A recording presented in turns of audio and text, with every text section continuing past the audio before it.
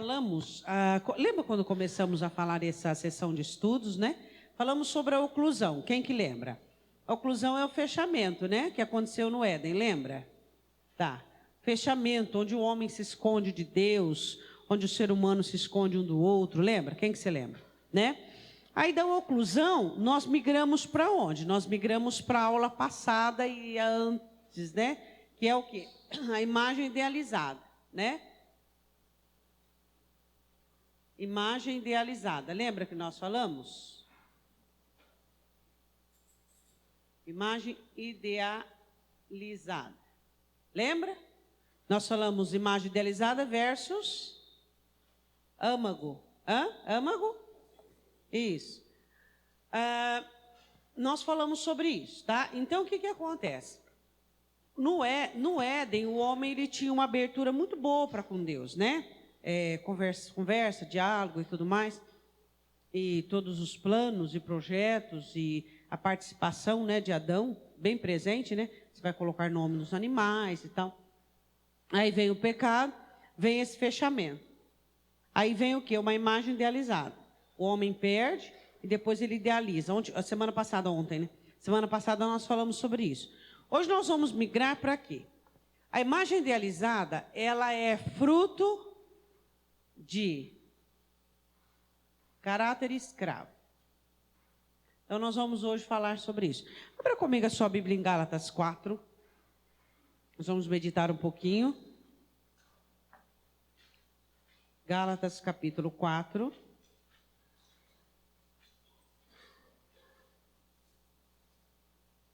Gálatas 4.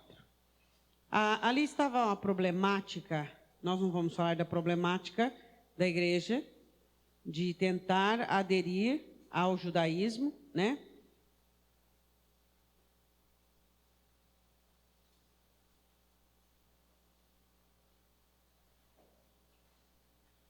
Gálatas 4.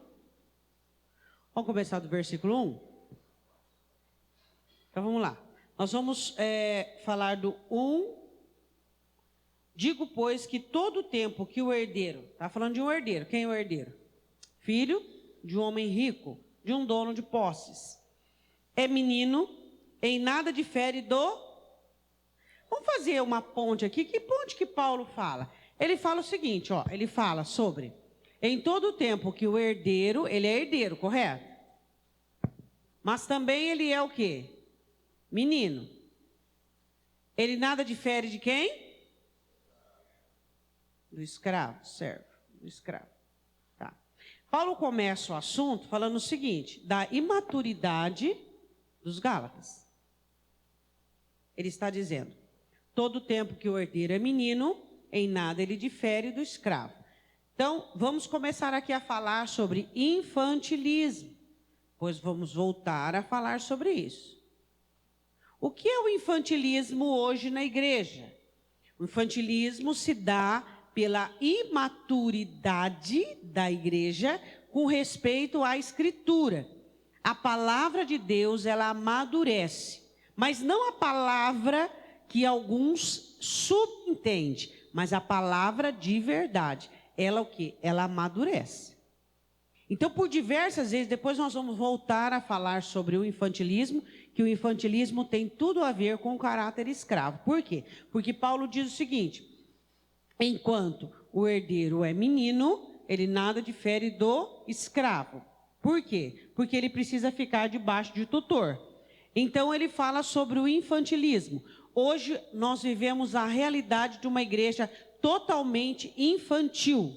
Uma igreja sem maturidade, uma igreja baseada em dogmas, uma igreja baseada naquilo que disseram, naquilo que viveram, naquilo que falaram. Chega uma pessoa e diz assim, eu vivi isso. Aí já começa a ser regra de fé. Uma pessoa fala, eu vi isso, já começa a ser regra de fé. Então, uma igreja que ela não é respaldada na palavra, ela não busca na palavra, ela começa a ser o quê? Uma igreja que ela começa a aceitar as crendices. Né? Assim como o nosso país é cheio de crendices. Então fica cheio de crendices. Aí ele diz assim, olha, nada difere do servo, ainda que seja senhor de tudo. Ele estava falando assim, que esse herdeiro aqui, ó, ele é dono de tudo. Só que por ele não ter idade, não ter maturidade, ele é igualzinho um escravo, o infantilismo. Então, o infantilismo tem levado muitas pessoas a ser como escravos dentro da igreja. Foram livres pelo sangue de Cristo, foram livres pela palavra, mas eles mantêm um caráter escravo por conta da imaturidade. Eles não têm maturidade para passar por uma provação, por uma tentação. Não têm maturidade para serem mudados, transformados. Então, eles ficam assim, infantis. Eles começam a serem guiados por aquilo que pensam, que acham, que sentem. Então, isso é um dos sintomas do infantilismo, assim como uma criança, né? O que é bom para mim? Então, você analisa de regra, vou supor, o que é bom para você? Em primeiro lugar está a sua vida espiritual, correto? Todas as decisões da sua vida, ela tem que ser baseada, em primeiro lugar, pela sua vida espiritual, né? Não por aquilo que é bom para você, mas pela sua vida espiritual. Primeira questão é a vida espiritual. E hoje as pessoas não, elas decidem as coisas e se movimentam por coisas baseadas no quê? Pelo trabalho, pelo dinheiro, pelo bem-estar, por aquilo que eles acham que é bom para eles. Então, primeira questão é o que é bom para mim, a vida espiritual. O que é que Deus tem para mim, o que é que Deus quer para mim. É assim que nós temos que tomar nossas decisões e basear a nossa vida. Afinal, se somos espirituais. Bom, ele continua falando o seguinte no versículo 2. Mas está debaixo de tutores, ou seja, de pessoas que vão cuidar dele e das coisas dele, e curadores, os responsáveis pelo dinheiro, por assinar, por tudo. Quer dizer, ele não pode mandar em nada. Até o tempo determinado pelo pai. Ou seja, não é pai que é Deus, não. Lembra aqui a linguagem que ele está falando, né? Ele está falando de uma criança, tal, que é dona de tudo, mas aí o pai deixa um curador, o pai deixa até o tempo em que o menino amadurece. Aí Paulo continua dizendo o seguinte: assim também nós, quando éramos menino, quem pode dizer amém? Que éramos, a palavra éramos, estávamos reduzidos a... Então o que ele diz novamente? Ele diz assim, ó, que quando nós éramos meninos, agora ele já fala numa linguagem espiritual. Ele diz, quando nós éramos meninos, nós estávamos reduzidos à servidão, né? Ele está falando aqui de ignorância, de imaturidade e tudo mais. Ele diz assim, olha, estávamos reduzidos à servidão, debaixo dos primeiros rudimentos do mundo. O que é rudimento? Base. Então, tudo aquilo que o mundo dizia, tudo aquilo que o mundo falava, tudo aquilo que nós aprendíamos como regra. Então, servidão significa uma pessoa viver segundo os rudimentos de alguma coisa, né? Então, ela vive segundo os rudimentos e ela está coberta por tutores e curadores. Então, vamos pôr aqui, ó, tutores e aqui rudimento. Então, o crente, quando ele não amadurece e ele vive no infantilismo, ele tem tutores que está acima dele, da vontade dele, e rudimentos, que é a base. Quais são os rudimentos do servo? Quais são os tutores do servo? Quem é que manda no servo? Os tutores dele. Agora estamos falando os sentimentos. E quais são os rudimentos? O passado, o que ele viveu, as feridas. Então você vê que a coisa não está ficando boa. Está ficando boa? Não está ficando boa, não. Então o que é que nós precisamos entender é o seguinte. Paulo começa a falar sobre algo que estava dominando os Gálatas. Só se acabar, né? Paulo estava falando sobre aquilo que dominava os Gálatas. Então ele estava falando o seguinte, ele estava falando, ó, lembra, lê aí na sua Bíblia, o herdeiro é dono de tudo, mas ele é menino. Então, ele é menino, ele é igualzinho a um escravo, infantilismo. Quando nós estávamos no mundo, nós vivíamos debaixo de rudimento e tutor. O crente, quando ele está em servidão, quem é que comanda ele? Os sentimentos. Rudimento, a base dele, o que é? O passado, todas as feridas e tudo aquilo que ele viveu. A memória emocional dele. Diga, eu entendi. Será mesmo? Memória emocional. Sabe o que eu estou fazendo você mentir dentro da igreja, hein? É brava, hein? Memória emocional, né? Então, aqui você está vendo, nós estamos começando bem dos rudimentos, base, Estudando o quê? Aquilo que Paulo fala sobre o caráter escravo. São pessoas escravas. Começamos a falar sobre oclusão, fechamento no Éden. Passamos para a imagem idealizada, aquilo que as pessoas pensam que são quando não são. E depois, e junto disso, o caráter escravo. Que aí já vem as manifestações, né? Tudo aquilo que a pessoa vive. Então, todo tempo que o menino é herdeiro, o herdeiro é menino, ele é como escravo, não difere em nada, porque ele sofre de infantilismo, ele está debaixo de tutores baseado em rudimento. Tutores, sentimentos, rudimento. Amém? Vamos lá, 3.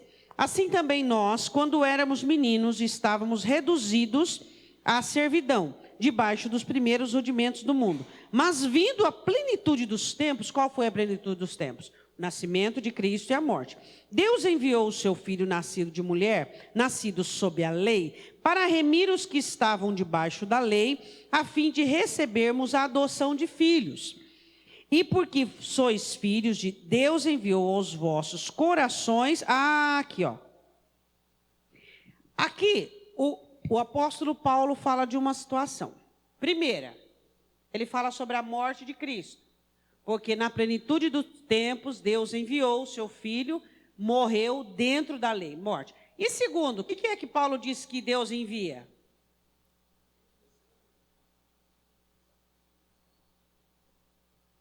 Deu para entender? Então ele diz assim, no versículo de número 5, ele fala sobre a adoção de filhos.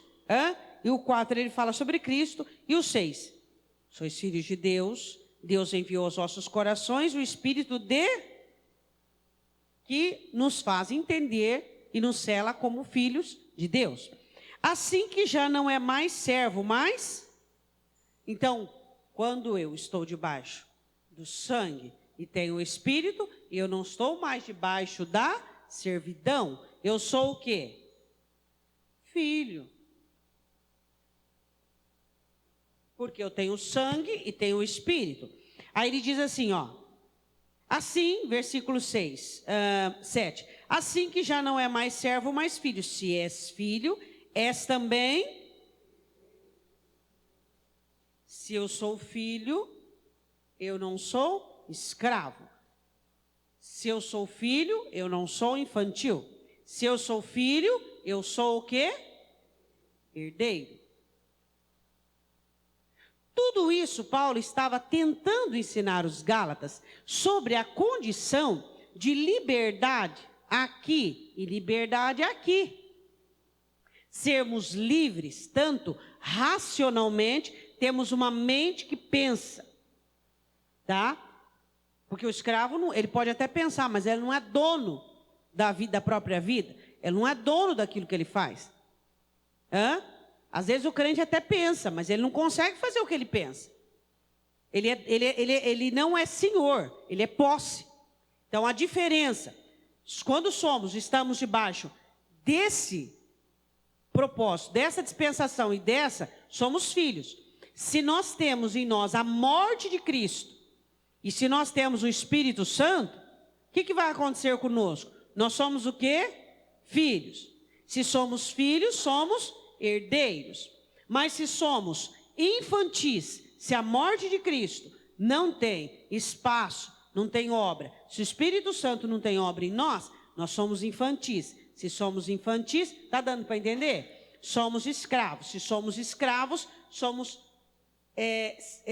guiados por duas situações: tutores, sentimentos e rudimento, o passado, memórias emocionais, que daqui baseia toda a nossa estrutura.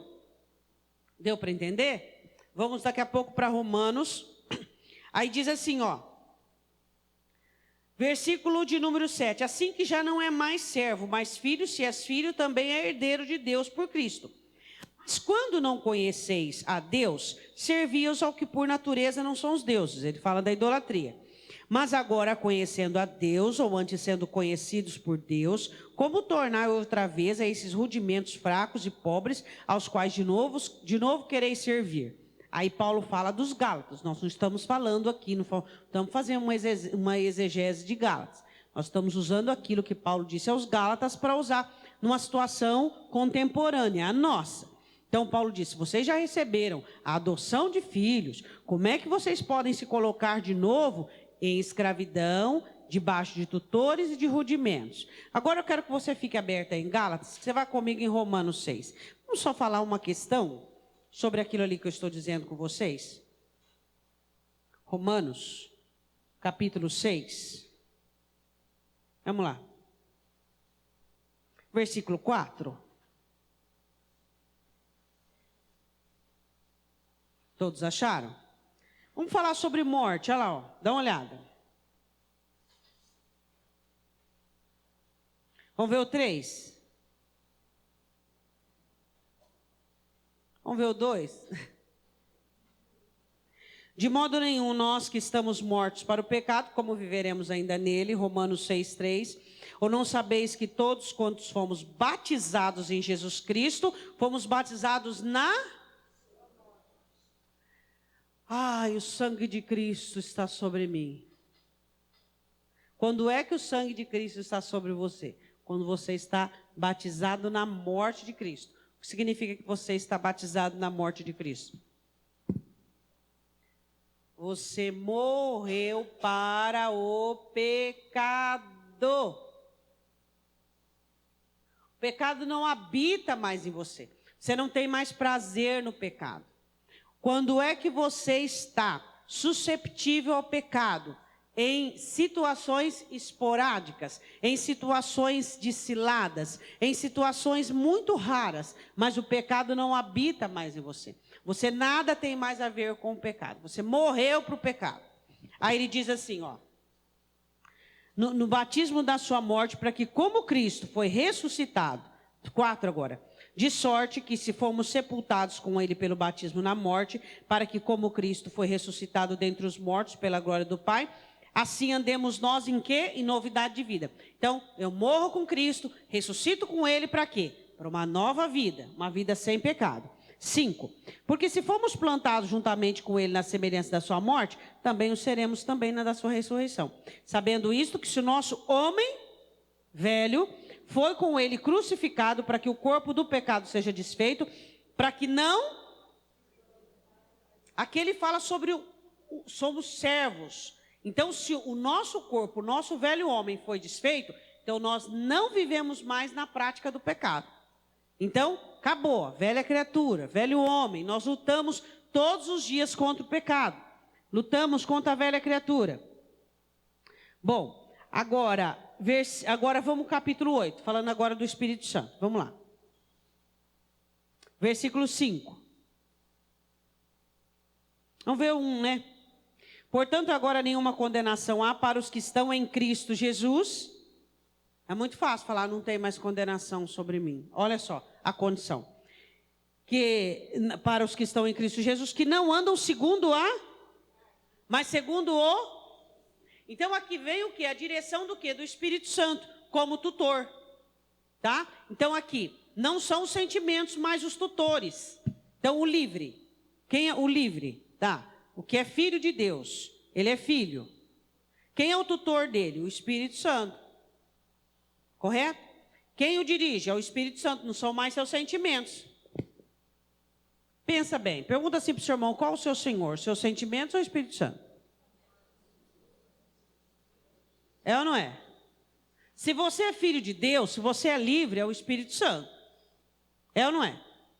Né? Se você ainda é escravo, quem é o seu tutor? Seus sentimentos. É eles quem mandam. Aí diz assim, ó, versículo 2, porque a lei do Espírito de vida em Cristo Jesus me livrou da lei do pecado e da morte, porquanto que era impossível a lei, visto que estava enferma pela carne, Deus enviando o seu Filho em semelhança de carne do pecado, pelo pecado condenou o pecado na carne, para que a justiça da lei se cumprisse em nós, para que não andamos segundo a carne, mas segundo o Espírito, porque os que são guiados pela carne inclinam-se para as coisas da carne, mas os que são guiados pelo Espírito para as coisas do Espírito, porque a inclinação da carne é morte, mas a inclinação do Espírito é vida. Vê o versículo, vamos lá.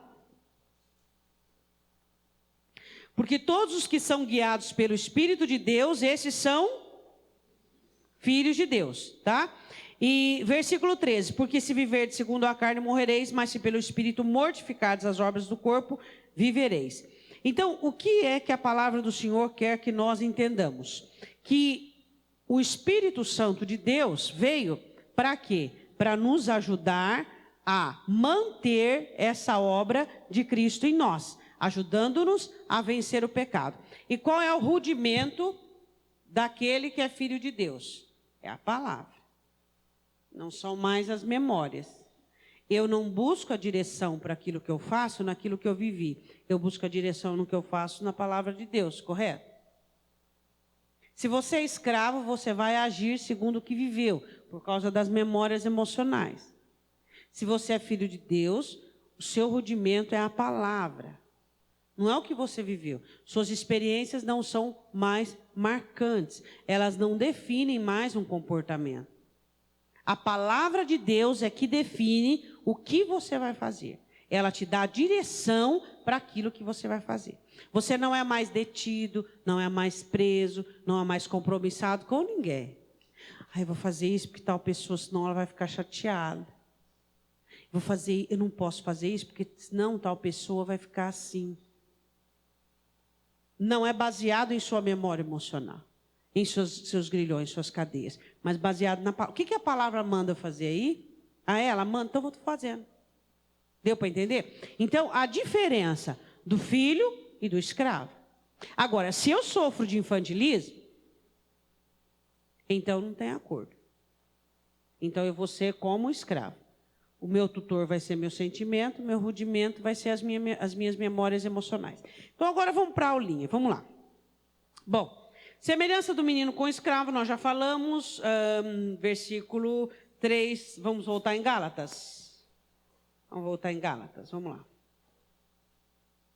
Gálatas capítulo 4. Bom, já falamos do versículo 4 e 5, falamos do Espírito Santo. Vamos lá.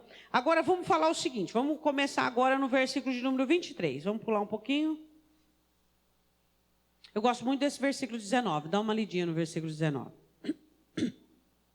Você acha que as igrejas foram dignas do amor de Paulo e dedicação? Alguns, assim, mais ou menos, mas a maioria. Só que Paulo disse, né, que cada um vai ter que dar conta daquilo que recebeu, né? Meus filhinhos, por quem de novo sinto as dores de parto, versículo 19, até que Cristo seja formado em vós.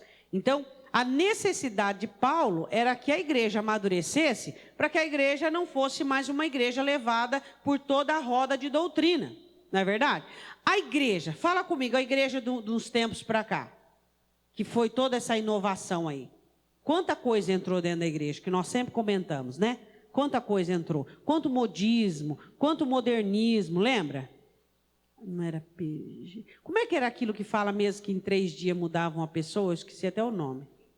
Encontro, Lembra quando falava?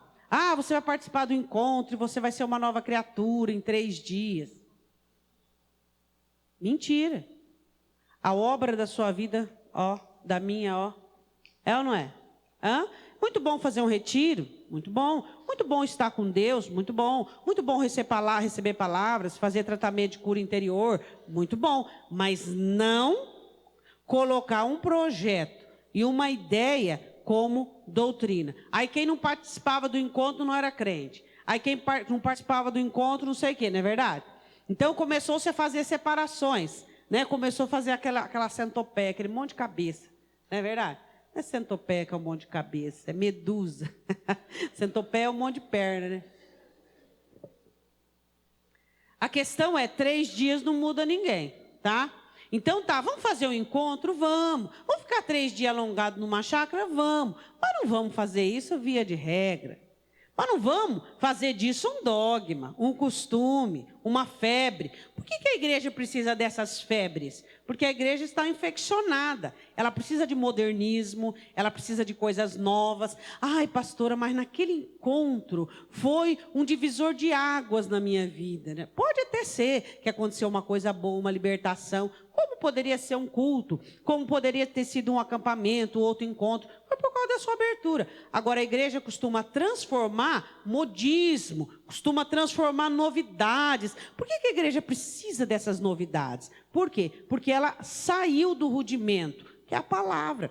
A palavra é o nosso rudimento, a nossa regra de fé. É da palavra que nós precisamos. Então, quando você sai da palavra, você precisa de coisa nova. Coisa nova, você precisa de profetado, você precisa de encontro, você precisa de grudar na parede, você precisa de um monte de coisa, cair para trás. Aí você começa a precisar de um monte de coisa. Por que você precisa disso? Por causa da falta da palavra. Então, a igreja ela começou a aderir a esses movimentos. E ela foi se afastando da palavra. Isso tudo veio do McDonald's. Nada brasileirado, tudo veio lá dos States, ou então da parte de cá, tudo veio, nunca, não vem do Brasil, o Brasil só copia, não é? Veio lá do McDonald's, tudo que os Estados Unidos faz é febre, então os Estados Unidos faz é bonito, os Estados Unidos faz, nós temos que fazer também, os Estados Unidos faz, a igreja nos Estados Unidos está morta, a igreja morreu, templos foram transformados em mercados, por quê? Porque uma igreja que sai do rudimento. Então, uma igreja que sai da palavra não tem como sobreviver. Ela vai o quê? Atrás de ventos de doutrinas. Ela vai atrás do quê? De movimento humano. Então, não tem como sobreviver. Não é verdade? Então, durante esses tempos agora, surgiram o quê? Surgiram vários popstar, não é verdade? Vários cantores que viraram artistas, pastores que viraram artistas, pastores que viraram célebres, né, no meio da multidão. Por quê? Porque Cristo desapareceu. Então as pessoas começaram a mostrar a si mesma e Cristo desapareceu. Então a igreja se tornou fraca. Então hoje a igreja é uma igreja infantil. Totalmente infantil. Por quê? Porque Cristo desapareceu. Os homens apareceram e Cristo desapareceu da igreja. Por quê? Porque a igreja ela começou a ser o quê? A igreja começou a idolatrar o ser humano, a idolatrar a obra humana, a ir atrás de movimento. Então é uma igreja fraca hoje. Nossa igreja é totalmente fraca. A igreja da nossa situação contemporânea é uma igreja fraca. É uma igreja que ela precisa do sentimento. Um culto que ela não sente, um culto que o crente não sente nada, ele não sai bem. Ele não busca mais Cristo para o racional, para prestar um culto racional, para compreender, para entender, para ter uma base, a palavra. Ele busca sentimento. Então, se ele não tem um palhaço no púlpito, não está bom para ele. Se ele não tem um pastor ou uma canção, você pode ver as nossas canções, a maioria das nossas canções, ela é voltada para quê? Para o sentimento, para nós mesmos. Por quê? Porque o homem pede, porque faz sucesso, porque dá ibope, porque ganha dinheiro. Então, o evangelho virou o quê? Um mercado monetário. Então, as pessoas cantam o que os outros querem ouvir e pregam o que os outros querem ouvir. Então, vira-se um mercado monetário. Então, foi o que a igreja se tornou. Hoje, a igreja, ela virou isso aí. Por quê? Porque está cheio de criança. Você enche a igreja com um bando de criança, e vai ensinar para ela matemática. Você não aguenta meia hora, 20 minutos da atenção dela. Então, você tem que ser o quê? Lúdico. Você tem que ser lúdico. Então, é igual hoje, a igreja ela é lúdica. Ela tem que envolver emocionalmente o povo, para que o povo possa permanecer, para que o povo possa gostar. Fala para mim se o culto é para você ou eu gostar, ou para Deus aprovar. Não, pensa comigo, o que é um culto? Por que foi criado o templo? Por que foi criado o culto?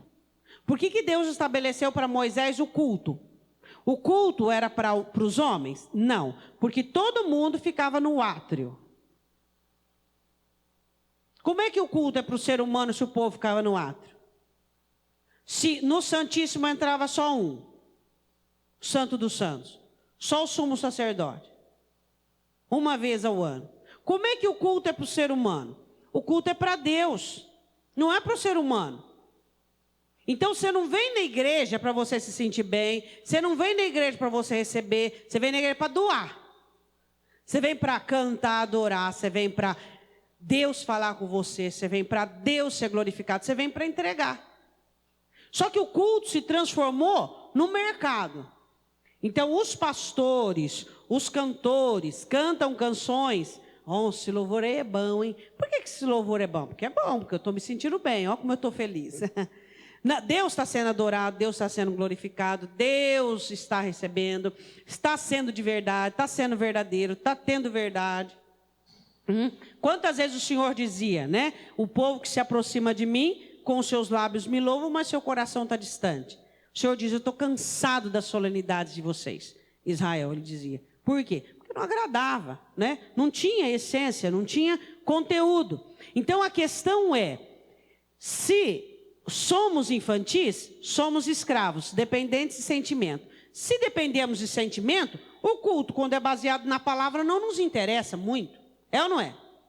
Por quê? Porque nós vamos buscar aquilo que nos é empático, aquilo que nos é íntimo, que nos é comum. Se nós somos guiados, vocês estão percebendo a atenção onde Paulo quer chegar, onde eu quero chegar?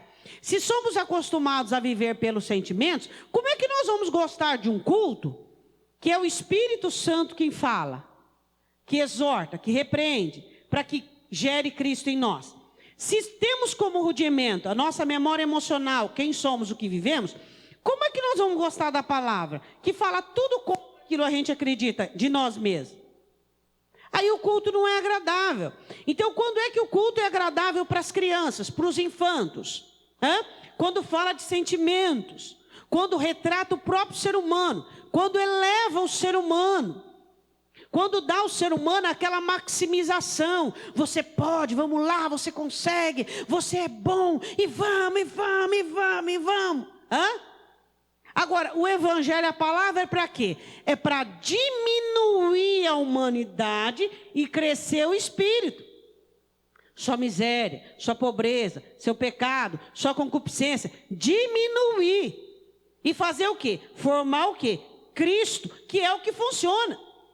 Aí, o sermão de empolgação, de egocentrismo dura 2 dias. Aí ele volta na igreja de novo para inflar de novo. Aí lá fora murcha. Aí infla de novo. Murcha. Agora Cristo é rudimento. É base. Aí você recebe a palavra e essa palavra ela te sustém. E essa palavra ela te mantém. Então você alcança o quê? Maturidade espiritual. Tudo começa com o fechamento. Fechou para Deus? Abriu para quem? Abriu para o diabo e para o ser humano. Cria o quê? Uma imagem idealizada. Criando uma imagem idealizada terá um caráter escravo. E o caráter escravo é o quê? Infantiliza. O que dirige? Emocional e sentimento e memória emocional. Aquilo que você foi, aquilo que você viveu, é o que você vai continuar. Você não vai buscar na palavra. Peraí, essa situação eu preciso buscar na palavra. Não, você vai fazendo porque você já sabe, porque você já viveu, porque você é. Você faz o que você é. Vamos lá. Gálatas capítulo 4, deixa eu só ver onde é que eu estou. Vamos ver agora o 23. Aí ele começa a falar sobre os 2 filhos, né? Todavia o que era da escrava, nasceu segundo a carne, mas o que era livre, por promessa. Eu vou ler o texto todo para você ver sobre o que Paulo estava falando, tá? O que se entende por alegoria, porque essas são as 2 alianças, uma do Monte Sinai, gerando filhos para a servidão, que é Agar. E, ora, esta é Agar, é um Sinai, o monte da Arábia, que corresponde a Jerusalém, que agora existe, pois é escrava com seus filhos. Mas Jerusalém, que é de cima, é livre, o qual é a mãe de todos nós. Porque está escrito, alegra-te, ó estéril, que não dás à luz, esforça-te, clama tu, que não estás de parto, porque os filhos da solitária são mais do que os daquela que tem marido. Aí ele fala, o que ele está querendo dizer? Ele está querendo fazer uma comparação com a igreja. Na igreja vai ter pessoas livres e pessoas cativas. Então está falando, você que é cativo, que é escravo, dentro de você, manda embora a escrava e o filho dela. Do que ele está falando? Que nós possamos nos despojar de toda a escravidão, tá? Ele diz o seguinte, versículo de número 28. Mas nós, irmãos, somos filhos da... Mas como então aquele que era gerado segundo a carne perseguia o que era segundo o... Ele está dizendo o seguinte, você lembra, em Gênesis, quando Isaac foi desmamado? O que Ismael fez? Começou a desprezar o menino, começou a debochar do menino, começou a perseguir o menino, criar desconforto para o menino. Então, o que é que Paulo está falando? Paulo está falando que quando nós vivemos nesse infantilismo, o que acontece conosco? A carne vai perseguir o quê? O espírito. Acontece o que ele diz no versículo de número 17 do capítulo 5. Essa luta da carne contra o espírito. Tá? E é isso que nós temos que entender. Você não pode alimentar dentro de você a carne. Quem é que sobrevive da carne? Os infantis, que precisam de emoções. A palavra para eles não basta. Eles precisam de movimento. Ai, estou precisando, sei lá, ouvir uma palavra diferente. Estou precisando sentir alguma coisa. Estou precisando, olha aquele avivamento. O que é avivamento? Hã? O que é avivamento? Hã? O que é avivamento? Deixa eu te falar uma coisa para você. Tudo que Deus não coloca, não dura. Movimento não dura. Nunca vá atrás de movimento. Movimento é coisa de homem. O Espírito Santo nunca esteve atrás de movimento. Não é a intenção do Espírito Santo. A intenção do Espírito Santo é criar rudimento na igreja. É fazer dessa igreja sem mancha, sem ruga e sem mácula, para o encontro com o Senhor. E Ele vai fazer isso como? Combatendo a carne, combatendo o pecado. Não vá atrás de emoção. Crente que vai atrás de emoção, de avivamento, esse tipo de avivamento. Agora todo mundo está caindo. Agora, você lembra? Eu não sei se vocês lembram. Agora todo mundo está mijando, não sei aonde. Mijava nas paredes, nas esquinas, lembra? Teve esse movimento da mijação também. Quem não lembra? Né? Eu só ouvi falar. Agora todo mundo está caindo para trás. Agora todo mundo está fazendo xixi. Agora todo mundo está o quê? Agora joga o paletó, todo mundo cai. Agora nós vamos tudo ser uma nova criatura depois de 3 dias enclausulado. Hã? Tudo isso é movimento que passa. Que passa. Podemos, já disse, podemos fazer um acampamento? Podemos. Mas não podemos dizer que esse acampamento vai mudar. Quem muda é Jesus Cristo. Quem transforma é o Senhor Jesus. Pastores que criam as ovelhas, sistematizados nisso, são pastores irresponsáveis, porque é a palavra que rudimenta. Hã? Você já viu o marido quando cansa da esposa? Hã? Marido quando quer novidade, o que ele faz? Arruma um amante. Assim é a igreja. Cristo não é suficiente para a igreja? A palavra não é suficiente para a igreja? Por que nós precisamos de movimento? Por que nós precisamos de ideologia humana? Hã? Por que nós precisamos de viver emocionalmente? Hã? Então vamos começar. Cada mês nós traz um cantor aqui. Cada mês nós traz um cantor. O que isso vai edificar você? Fala para mim. O que edifica a igreja? É a palavra. É o que traz edificação. O resto é sentimentos. Quem precisa de liderança emocional são infantis. Crianças na fé, que não conhecem a palavra, não tem estrutura nenhuma, então eles precisam de emoção. Hoje o culto foi bom. Por que o culto foi bom? Nossa, parece que me levantou assim, me levantou. Como assim? Parece que... Hã? Aí hoje o louvor. Hã? Então analisa se tem edificação. Ou se é só emoção. Se são só sentimentos. É isso que você precisa entender. Prestai a Deus um culto racional. Se é os seus sentimentos que cultuam a Deus, ou se é o seu racional. Seus sentimentos são abençoados? São, mas são secundários. É racional, é aprender, é receber, é ter um coração ensinável, é ter sede por praticar. E isso é o que é importante. Então, se eu sofro de infantilismo, o que eu vou ter? Sentimento e memória emocional. Quem eu sou? É o que eu penso que vale, é o que eu sou que manda, é o que eu sou que eu vou viver. Agora, se eu sou filho de Deus, eu sou livre. Quem governa em mim é o Espírito Santo e é a palavra que é a minha base. Diga, eu estou entendendo. A igreja ela foi acostumada a ser alimentada emocionalmente. Por isso que algumas pessoas elas são escravas dos sentimentos. Existem pessoas que se converteram, depois nós vamos fazer as perguntas. Existem pessoas que se converteram aqui. E agora para fazer essa transição para cá, para o Espírito Santo? Não é brincadeira não, meu irmão. Crentes que se converteram, acostumados à sustentação do emocional, basearam a sua vida cristã nos sentimentos, para ele migrar, para poder viver uma vida racional, uma vida sóbria, equilibrada, com os lombos cingidos, e ouvir o Espírito ao invés de ouvir o coração, tem gente que não consegue. Por quê? Porque não tem humildade. Você se converteu aqui, tudo sentimento. Jesus me ama.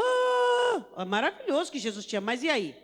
E aí, não vai fazer nada? Você não vai amá-lo? Você não vai se dedicar a ele? Você não vai ter uma vida santa? E aí? Tá, Jesus te ama. E aí? Converteram aqui. E para migrar para cá?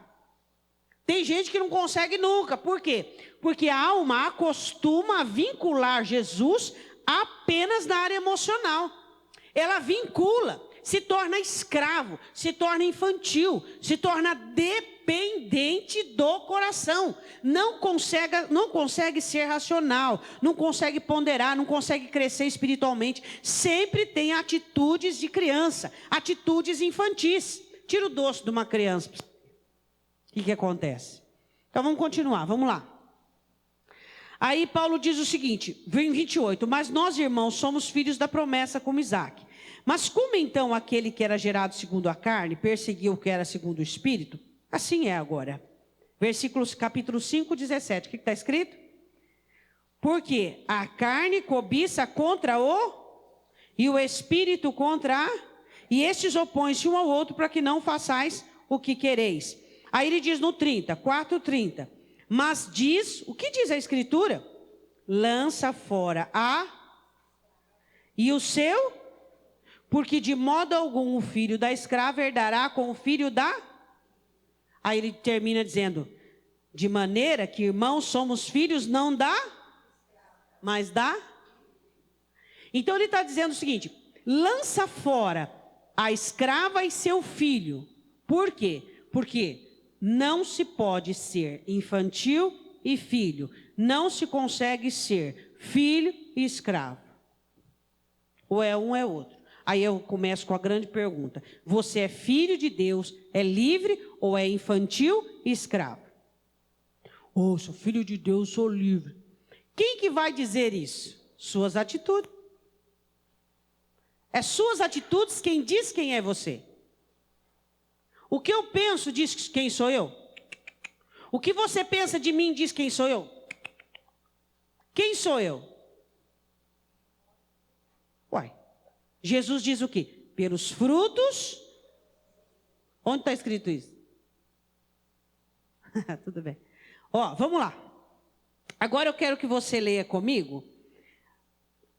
Vamos analisar primeiro. Lança fora a escrava e seu filho. Diga para o seu irmão assim, insidioso.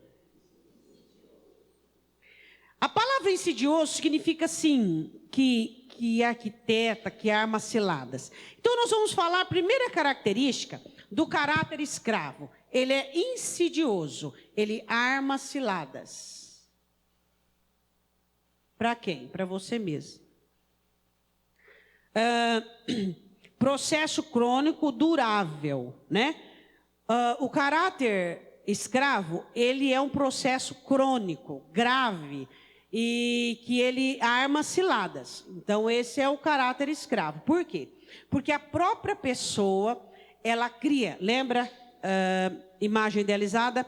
A própria pessoa cria situações baseadas em mentira. Por quê? Vamos falar agora sobre cilada. O que é cilada? O que está escrito em Jeremias? Enganoso é o... Quem o? Por que armas ciladas? Por quê?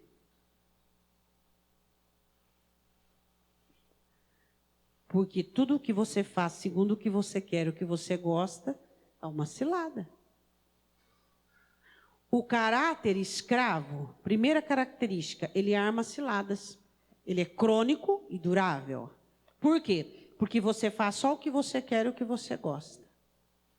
Porque você é dependente do quê? Sentimentos. Você depende do seu coração. Então, se você sente Deus, Deus está com você. Se você não sente Deus, Deus não está com você. Ou, peraí, Deus virou sentimento? Se você está sentindo alguma coisa boa, é porque você está bem. Se você não sente algo bom, é porque você não está bem. Peraí. Você é o que você sente? Não. Você é muito mais do que o que você sente. Você é muito mais do que o que você pensa. É isso que nós temos que entender. Então, por que o caráter escravo ele arma ciladas? Por quê? Porque você faz o que você quer e o que você gosta. Por isso que é cheio de ciladas. Você vive o quê? Você vive debaixo, qual o seu rudimento? Sua memória emocional, seu passado, que você já viveu. Quem é você? Agora, se eu vivo agora quem eu sou, eu nunca vou ser o que Cristo quer que eu seja. O que eu tenho que viver agora é o que a palavra manda, e não quem eu sou.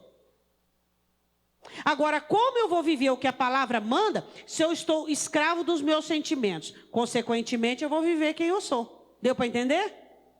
Ou não? Essa parte. Deu? Deu ou não deu?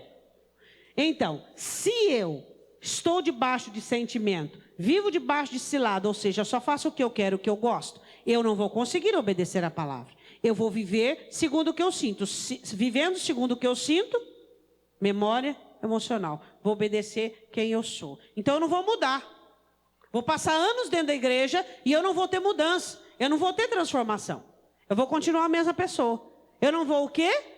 Crescer. Vou continuar sendo um menino na fé. Tudo me magoa, tudo me ofende, tudo, eu sou sensível demais, eu preciso de comoção, eu preciso de emoção, eu preciso de... Porque assim diz o Senhor, assim diz o Senhor. Ó, assim diz o Senhor, 66. Hã? Assim diz o Senhor, assim diz o Senhor. Hã? Eu não quero ler a Bíblia, eu quero que assim diz o Senhor.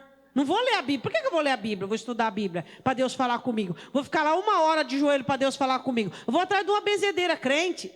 É, não é? A benzedeira crente. Quem são as benzedeiras crentes? Não é? Vou atrás de uma benzedeira crente. Não é? Porque é muito mais fácil para mim. Vou ficar lá 1 hora e meia de joelho. Não é mais fácil eu ir lá naquela igreja, lá naquela esquina, lá não sei aonde. E aí eu vou na fila, aí a irmã diz assim, assim diz o Senhor. Oh, aleluia. É muito mais fácil. Hã? Quer dizer, onde é que tem isso na Bíblia? Onde é que tem isso na Bíblia? A questão é, Bíblia. Conhecendo a Bíblia, você não cai em ciladas. Mas se você tem um caráter escravo, você não vai querer a palavra como rudimento. Você não vai querer o Espírito Santo. Você não vai querer desenvolver ali uma comunhão com o Espírito Santo, passando diariamente 1 hora, 2 horas orando, levantando de madrugada. Você vai aonde? Você vai aonde? Nas biboquinhas. Onde é que tem aquele evangeliquez falsificado? Por quê? Porque você vive mesmo de cilada. Aí você pergunta, eu gosto muito de que Paulo fala naquele texto da ceia, né? É necessário que exista dentro de vós, no meio de vós, muitas heresias, muitos falsos. Por quê? Porque isso é bom para aprovar quem é mesmo. Quem é cristão não vai atrás disso. Quem é crente é a palavra, meu irmão. Ele quer saber da palavra. A alma dele é um assunto muito sério. Para ele ir em biboquinha, para ele jogar a alma dele em qualquer situação. O negócio dele é palavra, o negócio dele é o Espírito Santo. Ele vai ali ter comunhão com o Espírito Santo, ele quer ouvir o Espírito. Ele não quer saber se o pastor falou, se a pastora falou. Se não está na Bíblia, não está na Bíblia, pronto, acabou. Ele não vai atrás disso aí, não. Ele vai atrás da palavra, ele ama a palavra. Ele quer a palavra. Agora, chegar lá no juízo e falar, senhor, mas o meu pastor... Fala, escuta, peraí. O bispo, eu dei dons aos homens, mas o bispo e supremo pastor das almas sou eu. E eu deixei a minha palavra. Quer dizer, não leu, não recebeu o Espírito Santo por um rogo do Senhor Jesus ao Pai. Quer dizer, preguiçoso, meu irmão. Para onde vão os preguiçosos? Tem preguiça, preguiça de ler a Bíblia, preguiça de vir aos cultos, preguiça de examinar a palavra, preguiça de buscar em oração, vai cair aonde? Em cilada. Hã? É ou não é? Você sabia? Aí você vai procurar um médico, que você vai fazer uma cirurgia do coração. Vai no cardiologista. Aí você vai no cardiologista, aí você entra lá, mas ele é legal, ele é bacana, e ele te serve café. Dá uma taça de sorvete agora. Você fala, não, mas que homem bacana, operar meu coração. E vai, e deita aqui. Aí você sai lá fora para fazer o pedido, aí você escuta um lá, ó, fulano morreu, fez uma cirurgia com ele. Ó, o outro fulano não sei o quê. Você fala, o quê? O homem me agrada, oferece sorvete, mas um picareta. Você, ó, volta lá. Hã? Agora, a sua alma é muito mais séria do que seu corpo. E tem gente que entrega a alma dele para qualquer picareta. Por quê? Porque o pastor é legal. Legal, você assiste programa divertido, um filme divertido, não é verdade? Legal é o quê? O que é legal para você? Eu tenho que ser legal? Não. Eu tenho que ficar fazendo fute na tua casa? Não. Hã? Cheira as suas paciências que você tem mais o que fazer? Não. Quando é que eu tenho que ir na tua casa? Quando você está doente? Quando é que quando eu preciso consertar você, ajudar você? Hã? Isso, esse é o caráter do pastor. O que o pastor precisa ser? Sério, grave, prudente. O que eu tenho que falar ali no púlpito? Ó, eu fui tomar café em fulano de tal. Ó, fulano de tal doou as luzes. Fulano de tal doou não sei o quê. Você deu que a direita não sabe o que a esquerda fez e vice-versa. Acabou, morreu o assunto. O que eu tenho que subir ali? Falar de mim? Ó, irmãos, porque... Não, tem que falar da palavra. Essa é a minha responsabilidade. Palavra, eu não tenho que ser engraçada. Eu não tenho que ser cômica. Você não tem que sair daqui com dor no abdômen de tanto rir. Você tem que entender o que é a palavra, porque é ela que vai te guardar lá fora, é ela que vai te cobrir lá fora. É a palavra de Deus, então essa é a seriedade, tá? Você não busca assuntos sérios para coisa séria? O que é mais sério para você, na minha opinião, o que é mais sério para mim é a minha alma, mais que o meu corpo. Então, o que é mais sério para você é a sua alma. Então, você tem que ser sério, você para com você mesmo. Espera aí, eu sou movido por sentimento? Tem um caráter escravo? Não, não posso. Peraí, eu tenho que ser o quê? Movido pelo quê? Pelo Espírito. O Espírito Santo, ele tem que ser o meu tutor. E a palavra tem que ser meu rudimento, eu tenho que ser guiado pela palavra. É igual crente. Tem crente que ele é crente até pegar um cargo na igreja. Ele pegou um cargo na igreja é desde ser crente. O cargo começa a mover ele. Tudo pelo cargo. O cargo é meu pastor e nada me faltará. Peraí, que é isso? Fica biduzidinho quando... começa a trabalhar, começa a fazer alguma coisa. É igual pastor. Tem pastor que não é mais nem salvo. Não é mais nem salvo. Mas ele é pastor. Ele sabe falar. Bom político sabe falar, não é verdade? Ele sabe falar, ele não é mais nem salvo, mas ele é pastor. Então ele continua sendo pastor. É ou não é? Palavra e Espírito Santo. Bom, segundo, como é que aconteceu essa questão aqui de caráter escravo? Começou lá no Éden. Fechamento, imagem idealizada, caráter escravo. Começou lá. Após a queda houve a oclusão, o fechamento. Gera-se a imagem idealizada. A imagem idealizada gera o caráter escravo. Tá? Aí o que acontece? Aí isso começa a ser conduzido desde a infância e assim vai. Vamos lá. A necessidade de compreender as origens, isso é importante, ó. Para facilitar a compreensão do funcional. Deixa eu só fazer você entender uma coisa. Segunda coisa. Compreender de onde vem. Explica isso para o seu irmão. De onde vem seu comportamento. Explica isso para o seu irmão. Espera aí. Por que eu fiz isso? Por que eu estou pensando assim? Por que eu estou agindo assim? Para entender o quê? O funcional. Você precisa entender de onde vem seu comportamento. Ele vem de uma raiz. Para que você entenda o funcional. Primeiro, armas ciladas. Segundo, compreender de onde vem seu comportamento. para que você entenda como é que está funcionando o seu interior. De onde é que vem isso? Peraí, a palavra diz isso, mas eu não consigo obedecer, eu não consigo. Peraí, mas de onde é que está vindo isso? De onde é que está vindo esse comportamento meu? De onde é que está vindo essa situação? Qual é a maior fábrica de soberba?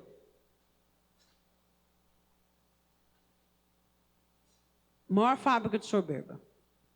Existem outras. Complexo de inferioridade. Pessoa complexada, ela é tendenciosa a ser soberba. Pessoa que sofreu trauma, pessoa que sofreu algum tipo de violência, ela tem uma inclinação muito grande a ser soberba. Eu quero que você vá comigo, deixa aberto aí em Gálatas. Vai comigo em Gênesis. Capítulo 16. Versículo de número 4. O que está escrito aí?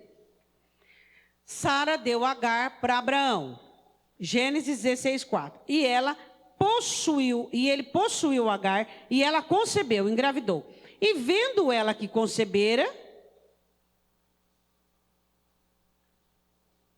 foi sua senhora, estou grávida de Abraão. Soberba, ficou arrogante. Aí entra. Ela tinha um filho no ventre, mas continuava escrava. Quando o crente, que é escravo, enriquece, é curado, é abençoado, ele vai cair nisso aqui, ó. Soberba. Por quê? Porque ele acha o seguinte: Deus me abençoou, Deus me curou, Deus me salvou, e ele cresce. Peraí, Deus fez porque ele é bom, porque ele é misericordioso. Porque foi um favor que Deus fez, é pela graça. Agora você precisa continuar mudando, você precisa continuar melhorando, você precisa continuar crescendo. O ter nada tem a ver com o ser. Não é porque você tem, é porque você tem Deus, mas você é Deus. Aí, ó, explicou tudo, né, não? Quem tem Deus aqui? Mas você é Deus, porque você tem Deus. Hã? Ser abençoado financeiramente, mas por isso você é rico aos olhos de Deus. Você pode ser a pessoa mais miserável dessa igreja. Por quê? Porque você não tem graça, você não tem santidade, você não tem comunhão com Deus. E aí? Hã? Então você não pode confundir o ter com o ser. Ela ficou grávida de Abraão, só que ela continuava sendo escrava. E ela achou que por estar grávida ela podia desprezar Sarai. Sarai era sua senhora, era sua dona. Hã? Aí o que acontece? Aí as pessoas que elas começam a ter alguma coisa de Deus, elas começam a se sentir deuses. Elas começam a se sentir dono. Eu sou dono da minha vida. Ele começa a fazer o que ele quer, fazer o que ele pensa, agir como ele gosta. Por quê? Porque Deus abençoou ele. A Deus me abençoou. Peraí.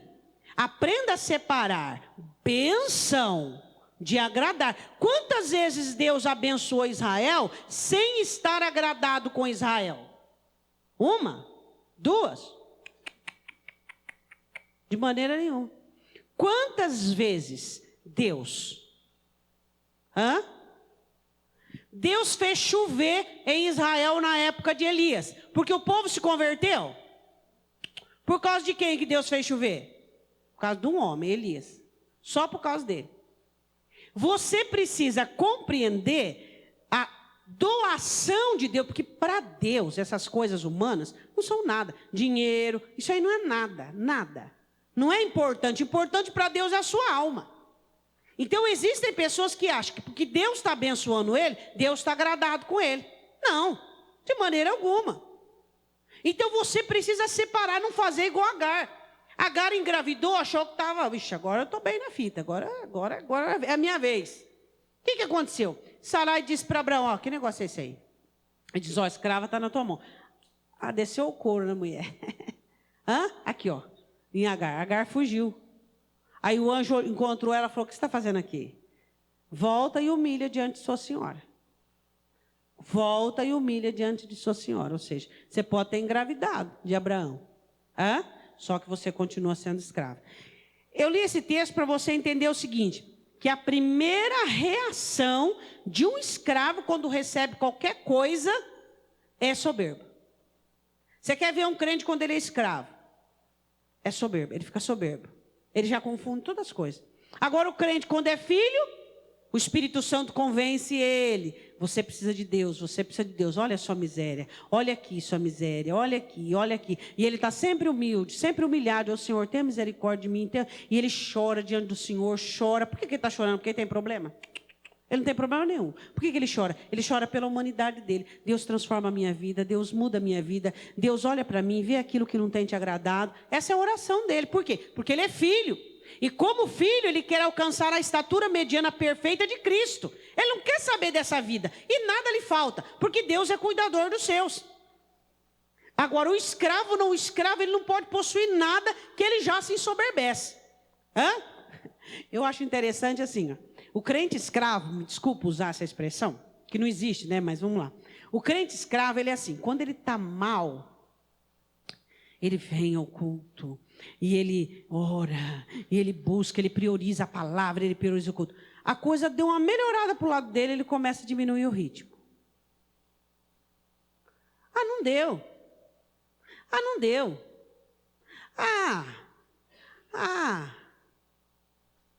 Por quê? Porque é escravo. Então, ele diminui. Quando ele não tinha, ele chorava. Ele achava que quando ele chorava que ele não tinha, ele chorava porque ele era quebrantado. Nada, ele chorava porque ele era carente, necessitado. E ele buscava a Deus porque ele queria. O Senhor me dá, me dá, me dá. Deus, se eu não casar. Deus, se eu não prosperar. Deus, seu Deus. Então a comunhão dele baseava em Senhor, me dá, me dá, me dá. Aí ele recebeu, aí ele fala, bom, agora não estou precisando mais orar tanto assim, não. Você não gosta de quebrantar, né? Você gosta de ficar chorando diante do Senhor. Agora o filho, ele sabe que ele depende do pai por causa do Espírito. E ele rudimenta-se na palavra. A palavra diz, ele faz. A palavra diz, ele faz. E ele sabe que as coisas materiais é para o corpo, não é para a alma. Diga para o seu irmão, as coisas materiais são para o corpo. E nós não somos só corpo, nós somos principalmente alma. Vamos lá. Bom, Romanos 6,12, vamos lá. Romanos, acho que nós lemos, nós vamos ler de novo. 12. Não reine, portanto, o pecado, não reine, portanto, o pecado no vosso corpo mortal, para lhe obedecerdes em suas concupiscências. Se você aqui, tem um governo de um pecado aqui. Você vive uma vida de escravidão. O pecado vai reinar. Quem vai mandar, você conhece até a palavra. Pode até saber a palavra. Mas quem vai mandar é o pecado. Você vai saber o que é certo, mas não vai conseguir fazer. Por quê? Porque o pecado reina. Diga assim comigo. O pecado quando entra, ele entra para governo. Ele não entra tipo assim, sabe, você ter um amiguinho, não. Ele entra para governo. Quando o pecado entra, ele entra para governo. Ele brinca. Ele entra para governar. Então, Paulo diz assim, Romanos 6,12. Não reine, portanto, o pecado em vossos corpos. Aí ele diz assim, para obedecerdes em suas concupiscências. Terceiro ponto, vamos lá. Isso aqui é meio complicadinho, mas eu vou tentar explicar. Possui a personalidade em maiores ou menores porções. O caráter escravo, ele não entra para, tipo, ser amiguinho, como eu estava dizendo. Ele entra para possuir a personalidade. Em umas pessoas, em maiores, outras em menores. Ou seja, P, M, G, GG e assim vai. Escravidão.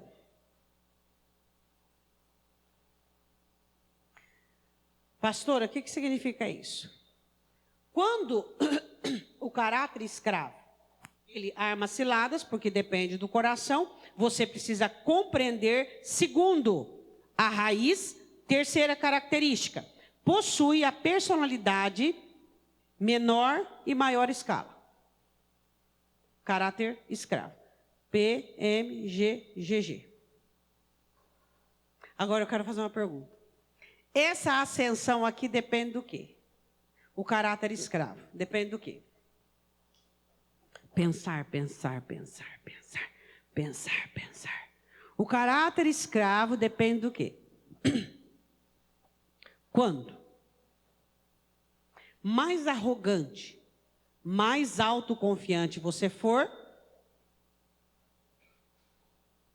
quanto mais inferiorizado, mais com tendência à humildade, com tendência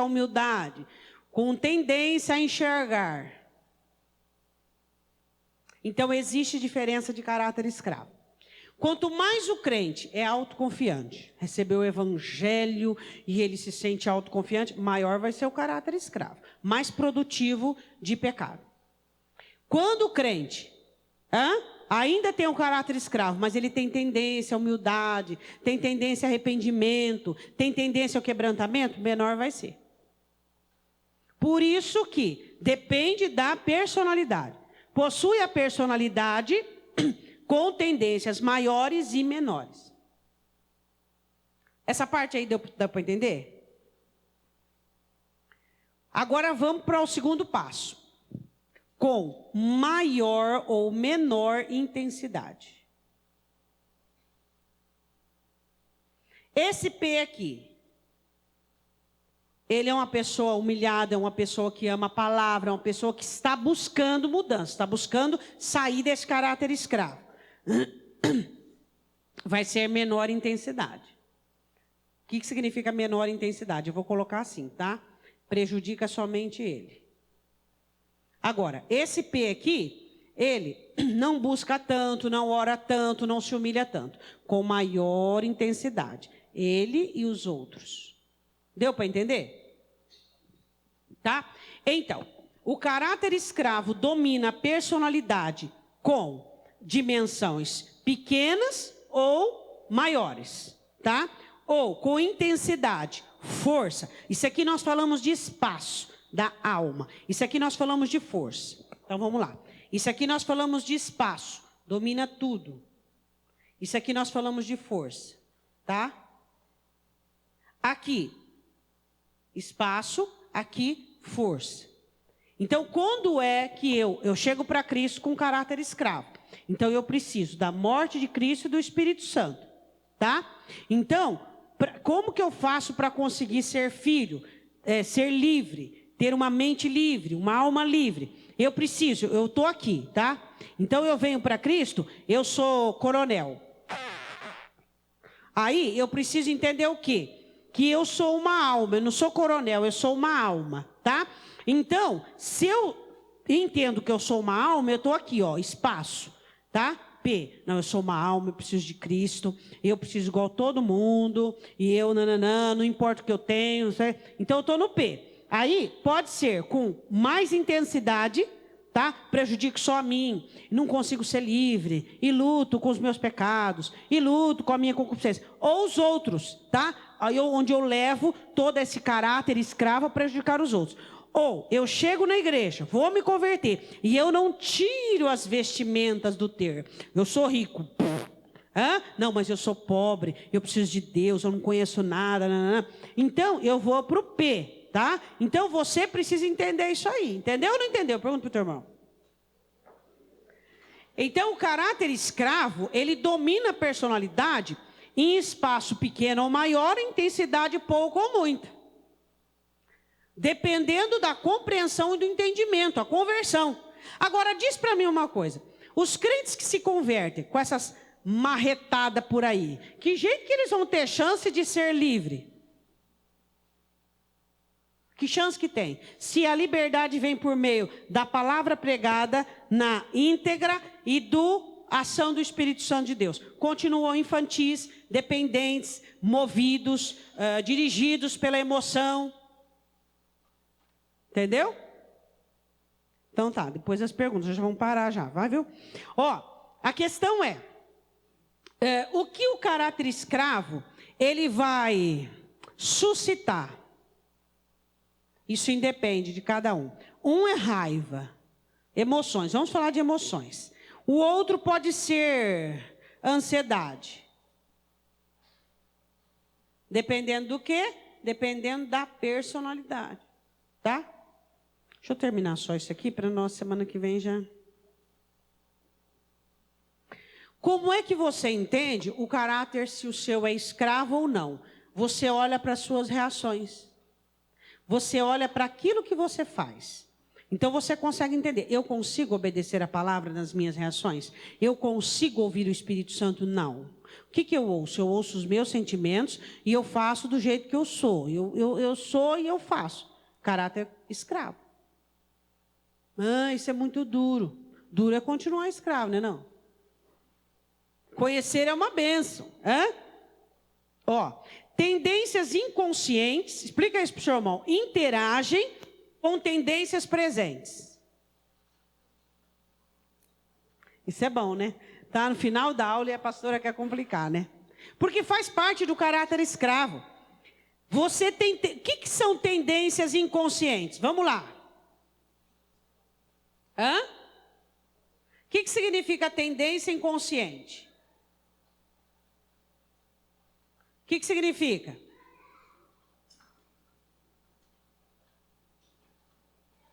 Memória emocional. Aí você vai passar por uma situação semelhante àquela. O que vai acontecer? Pecado. Aí ela vai ligar com tendência presente.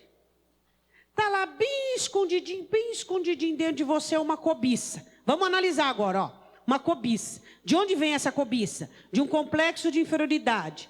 Pessoas complexadas são tendenciosas à cobiça. Um dia eu quero estudar com você só complexo de inferioridade e suas subdivisões. Tá? O que uma pessoa complexada nutre? Nutre pecado. Por quê? Ela é tendenciosa ao pecado, porque ela não tem identidade. Então, ela precisa existir a partir do que faz. Tá? Então, uma pessoa que tem complexo de inferioridade, ela vai o quê? Ela vai cobiçar. Cobiçando, ela vai lutar contra a cobiça. Ela é crente, ela vai lutar. Mas quando Satanás colocar uma cilada bem armada, ela cai. Por quê? Porque tendência inconsciente vai interagir com tendência presente. Entendeu?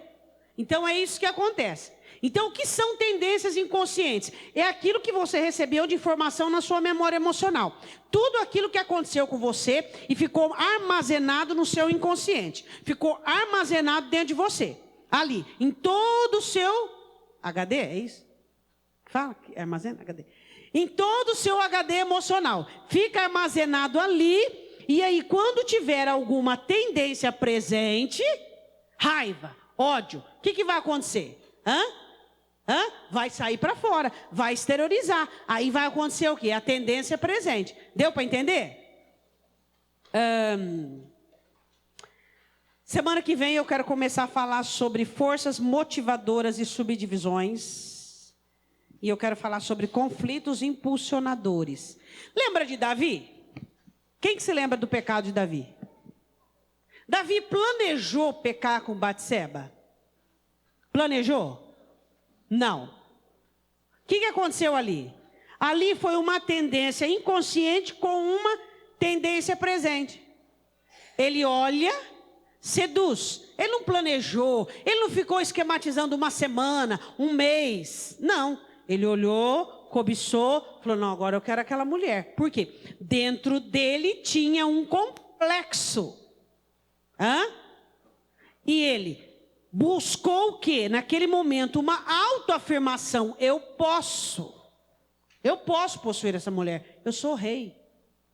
Mas ele era rei, mas não dava o direito dele de palavra. Mas naquele momento, quem falou mais alto? Ele foi escravo do quê? Do sentimento dele. Então, por que o apóstolo Paulo diz, aquele que está de pé, cuide-se para que não caia? Por que nós temos que nos vigiar?